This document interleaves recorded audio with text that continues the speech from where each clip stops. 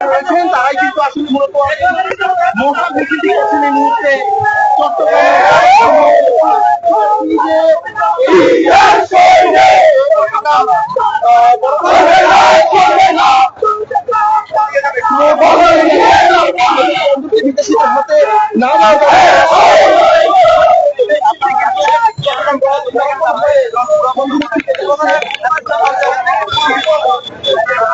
দর্শক, চট্টগ্রাম বন্দর new marine container ইজারা দেওয়ার প্রক্রিয়া চলছিল।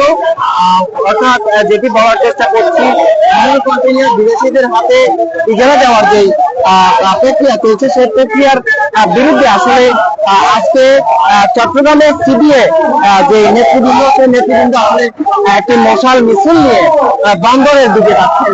অর্থাৎ তারা যেখান থেকে এই মশাল মিছিলটি শুরু করেছেন, সেটি হচ্ছে নগরীর যে দর্পণ রয়েছে, সেই দর্পণ থেকে আসলে তারা শুরু করছেন। দর্শক, আমরা যে সিবিএ নেতার সাথে কথা বলার চেষ্টা করব। বন্দরকে বিদেশিদের হাতে তুলে দেওয়ার ব্যাপারে যে আন্তর্জাতিক ষড়যন্ত্র হচ্ছে, আমরা সেই ষড়যন্ত্রকে মোকাবেলা করে আমাদের দেশের যে প্রাণ কেন্দ্র চিটাগাং বন্দরকে রক্ষা করব ইনশাআল্লাহ। চাই কোনো মূল্যে আমাদের সমগ্র বাংলাদেশের আপামর জনতাকে বন্দরের বিদেশিদের হাত থেকে মুক্ত করার জন্য আমাদের রাস্তায় নামার জন্য সকলকে আহ্বান জানাচ্ছি। ধন্যবাদ। দর্শক, যেমনটা দেখছেন, বক্তব্যে তারা বলার চেষ্টা করছেন। তারা বলছেন যে বন্দরকে কোনোভাবে ইজারা দেওয়া যাবে না এবং এই চট্টগ্রাম বন্দর নিউ মেরিন কন্টেইনার যেটি রয়েছে, সেটি কিন্তু বিদেশিদের হাতে ইজারা দেওয়ার একটি প্রক্রিয়া আসলে সরকারের তরফ থেকে চলছিল। সেই অবস্থায় আসলে আমরা দেখেছি গত 5 মাস ধরে বন্দর নিয়ে আসলে বিভিন্ন ভাবে আন্দোলন হয়েছে। গতকালও একটি গণ অনশন কর্মসূচি পালন করা হয়েছিল।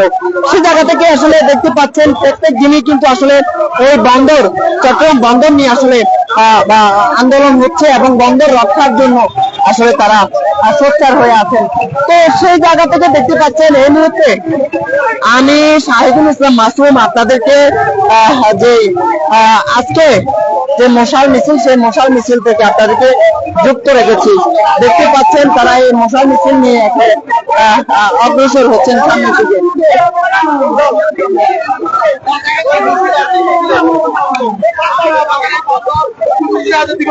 আমরা আগে বলছি সরকারকে, এখনো বলতে চাই, আমাদের বন্দর নিয়ে ষড়যন্ত্র আমরা মেনে নেব না।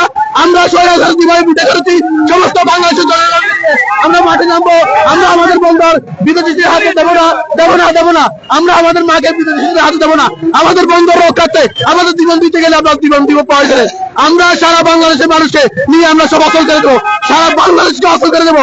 আমাদের বন্দরকে নিয়ে যদি কোনো সমালোচনা করা হয়, আমরা সরকারকে হুঁশিয়ারি দিতে চাই, আমাদের এই বন্দর স্বৈরাচার শেখ হাসিনা চেষ্টা করছিল, তখন আমরা দিই নাই।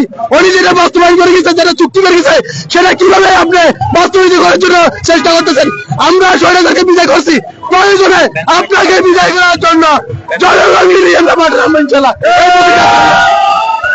দর্শক, দেখতে পাচ্ছেন বন্দরের যিনি সিবিএ নেতা যারা রয়েছেন, আসলে তাদের সাথে কথা বলার চেষ্টা করছি।